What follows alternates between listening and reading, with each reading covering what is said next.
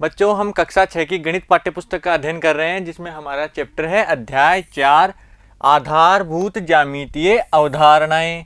बच्चों, हमने इसके 4 भाग पूरे कर लिए हैं और आशा करता हूं आपने चारों भाग अच्छे से देखे भी होंगे और समझ में भी आए होंगे। आज बच्चों हम शुरू कर रहे हैं इसका पार्ट 5, जिसमें हम प्रश्नावली 4.3 के प्रश्न शुरू करेंगे।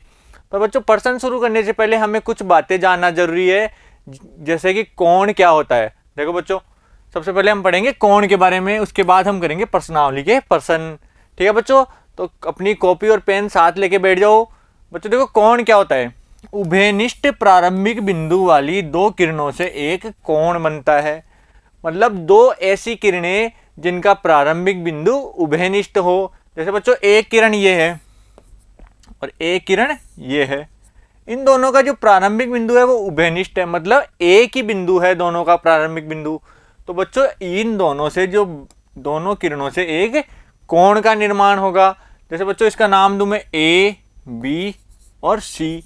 तो बच्चों, जैसे बी सी किरण और बी ए किरण, इन दोनों का उभयनिष्ठ बिंदु क्या है, बी बिंदु। तो यहाँ बी पर क्या बन रहा है, कोण का निर्माण हो रहा है बी पर। ठीक है बच्चों, समझ में आया कोण कैसे बनता है। देखो बच्चों, कोण को बनाने वाली दोनों किरणें उसकी भुजाएं कहलाती है। कोण को बनाने वाली उसकी जो दोनों किरणें हैं वो उसकी भुजाएं कहलाती है। बच्चों देखो, यहाँ OP और OQ दो किरणें हैं और इनसे एक कोण बन रहा है। तो यहाँ OP और OQ ये दोनों क्या हो जाएगी, भुजाएं। तो हम लिखेंगे भुजाएं कौन सी है, भुजाएं हो जाएगी OP भुजा और OQ।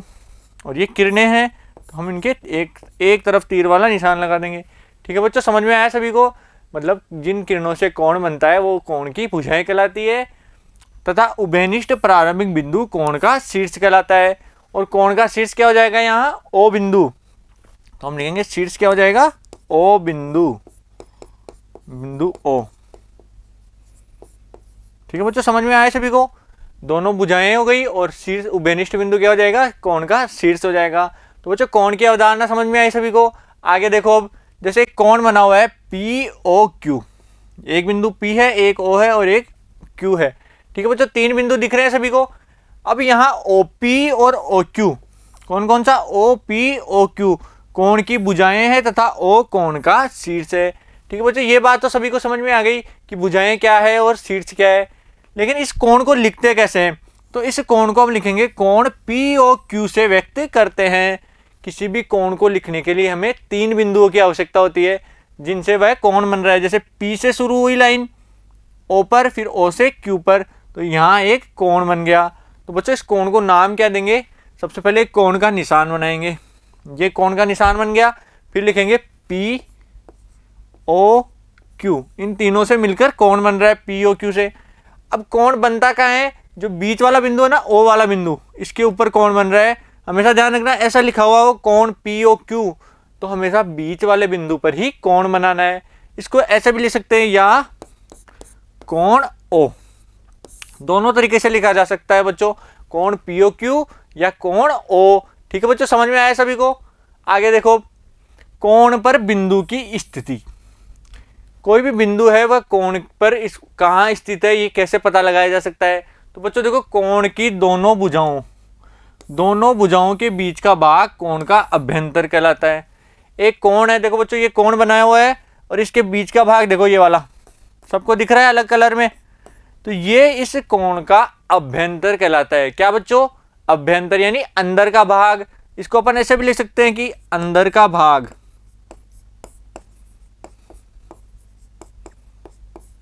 ठीक है बच्चों, अभ्यंतर कौन सा हो गया, जो दोनों किरणों के बीच का भाग है ना, ये हो जाएगा कोण का अभ्यंतर। और बच्चों, ये जो लाइन है ये क्या हो जाएगी, ये हो जाएगी कोण की सीमा।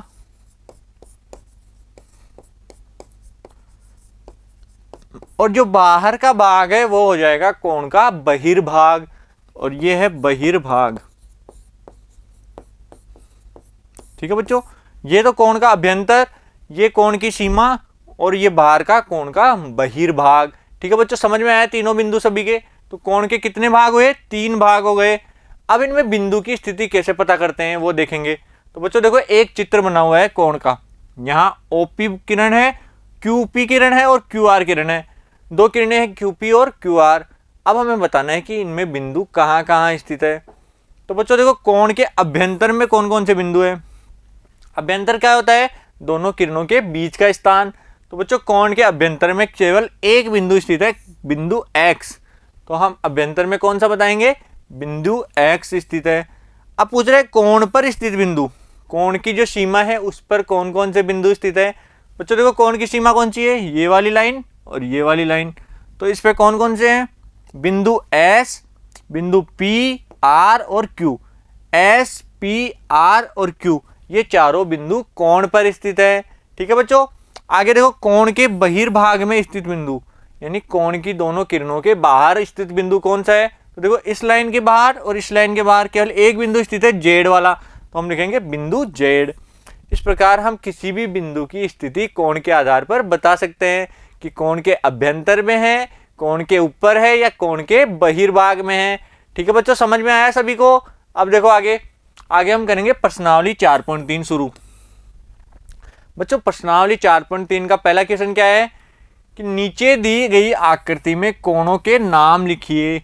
एक आकृति बनी हुई है और हमें इसमें सभी कोणों के नाम लिखने हैं। बच्चों इसमें कोण कौन कौन से बन रहे हैं, देखो एक कोण बन रहा है यहाँ A पर, एक B पर, एक C बिंदु पर और एक D बिंदु पर। ये चार कोण बन रहे हैं। अब इन चारों के हमें नाम लिखने हैं। तो बच्चों देखो, सबसे पहले एक नंबर A वाले बिंदु पर कोण है, तो इसको अपन क्या लिखेंगे, या तो इसको लिख सकते हैं कोण A, या और दूसरा क्या नाम दे सकते हैं इसको, या तो कोण A लिख दिया या लिख सकते हैं DAB, कोण DAB। समझ में आया बच्चों सभी को। देखो इसको दो तरीके से नाम दे सकते हैं, या तो इसको कोण A लिख दिया सिंपल, या तीन बिंदुओं से दर्शाएं।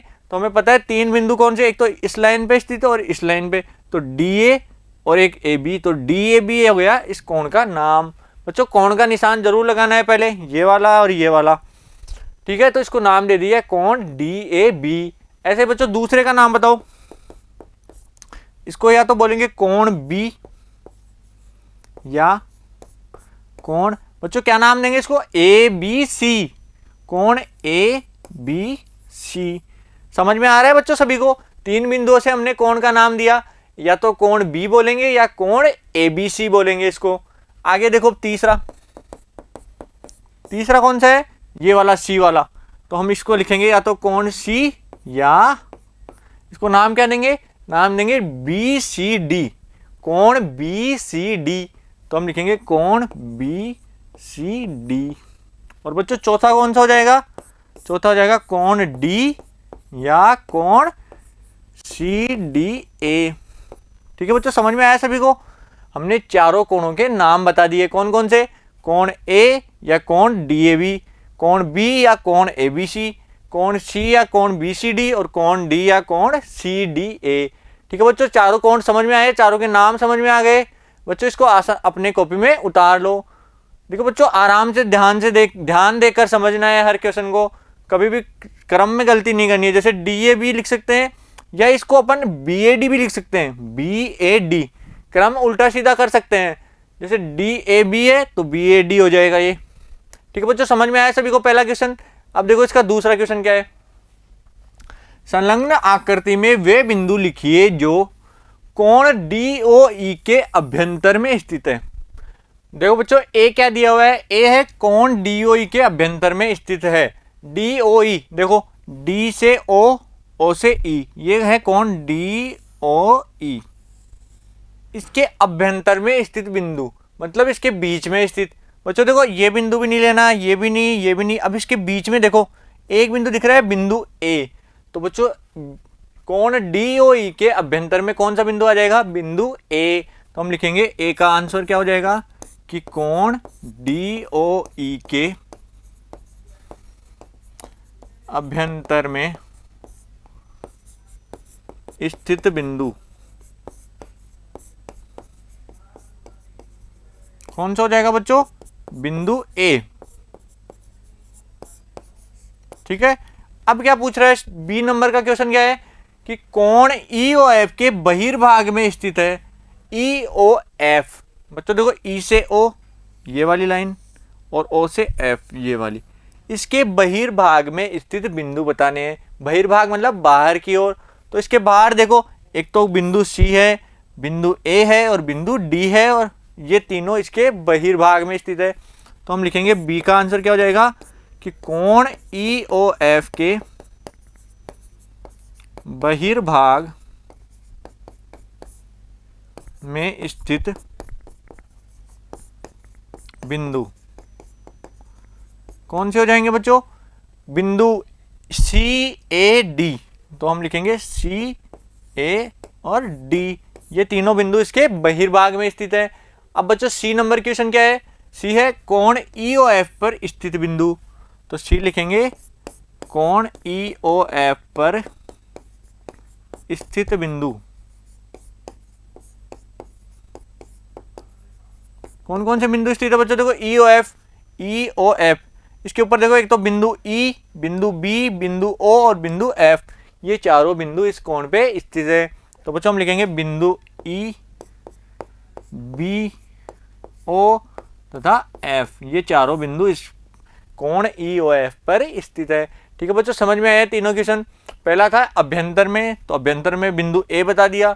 फिर था ई ओ एफ के बहिर्भाग में, तो ई ओ एफ के बहिर्भाग में है सी ए और डी। फिर है ई ओ एफ पर स्थित, तो ई ओ एफ पर ई बी ओ एफ, ये चारों इस ई ओ एफ पर स्थित हैं। ठीक है बच्चों, समझ में आया दूसरा क्वेश्चन सभी को? बच्चों अब देखो इसका क्वेश्चन नंबर 3, दो कोणों की रफ आकृतियां खींचिए जिससे, हमें दो कोण ऐसे बनाने हैं, एक रफ आकृति खींचनी है जिसमें एक बिंदु उभयनिष्ठ हो। देखो बच्चों, हमें दो कोण ऐसे बनाने हैं जिनमें एक बिंदु उभयनिष्ठ हो। तो बच्चों देखो एक लाइन खींचेंगे सबसे पहले।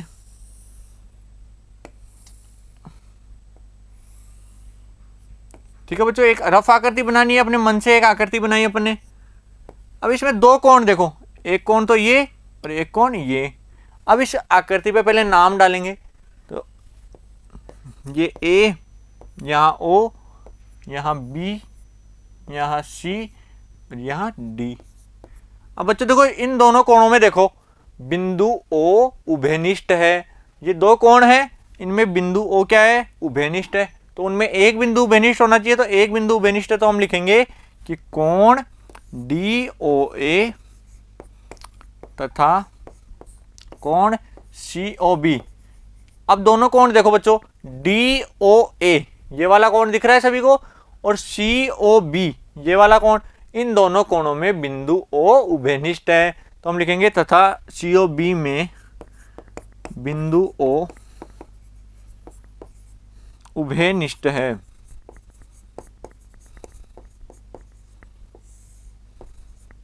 ठीक है बच्चों, समझ में आया सभी को? दोनों कोणों में एक बिंदु उभयनिष्ठ आ गया। ठीक है बच्चों, समझ गए सभी? ये चित्र उतार लेना अपनी कॉपी में। आगे देखो बी नंबर, इसका बी क्या है कि उनमें दो बिंदु उभयनिष्ठ हो। अब दो कोण ऐसे बनाने हैं जिनमें दो बिंदु उभयनिष्ठ हो। तो बच्चों देखो,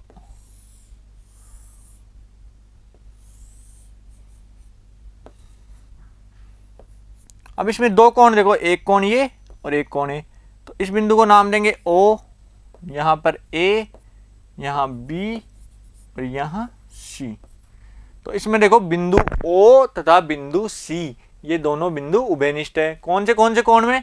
एक तो कोण ए ओ सी तथा कोण बी ओ सी में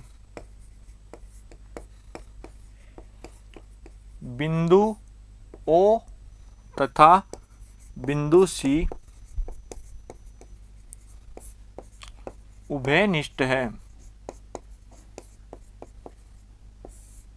ठीक है बच्चों, समझ में आया सभी को? ये चित्र देखो, इसके अंदर पूछा था कि दो बिंदु उभयनिष्ठ हो, दो कोण ऐसे बनाने हैं जिनमें दो बिंदु उभयनिष्ठ हो। तो हमने एक आकृति बनाई। अब इसमें एक तो बिंदु ओ और एक बिंदु सी, ये दोनों उभयनिष्ठ है। तो बच्चों समझ में आई ये चित्र सभी को? अब देखो इसका सी बनाएंगे, ये भी उतारना है साथ साथ बच्चों।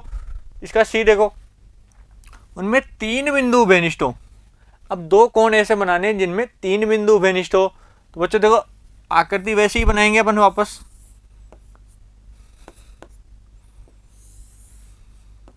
अब देखो एक बिंदु तो ओ हो गया, यहां पर बनाएंगे ए और यहाँ पर B, यहाँ C और यहाँ D। अब देखो बच्चों, एक कोण ये और एक कोण ये, इन दोनों कोणों में कितने बिंदु उभयनिष्ठ है? 3 बिंदु उभयनिष्ठ है। कौन कौन से? O, C तथा D। तो हम लिखेंगे कोण BOD तथा कोण AOD में कितने बिंदु उभयनिष्ठ है बच्चों? 3 बिंदु। तो हम लिखेंगे BOD तथा AOD में 3 बिंदु। कौन कौन से? बिंदु O, C तथा D उभयनिष्ठ है।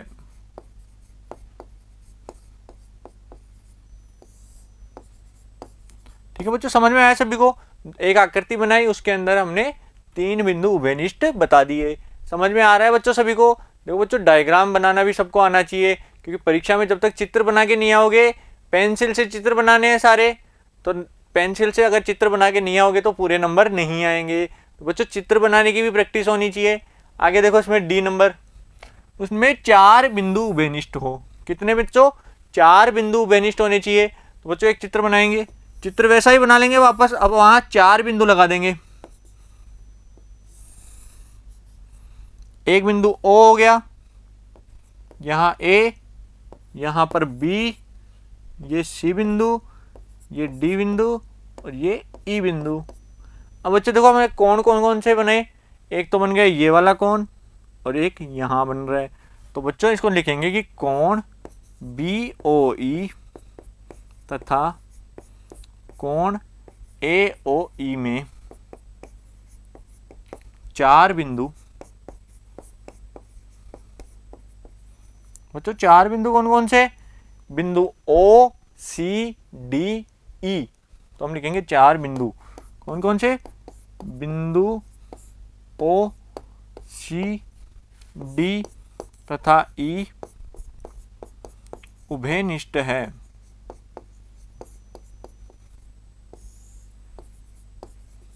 ठीक है बच्चों, समझ में आया सभी को?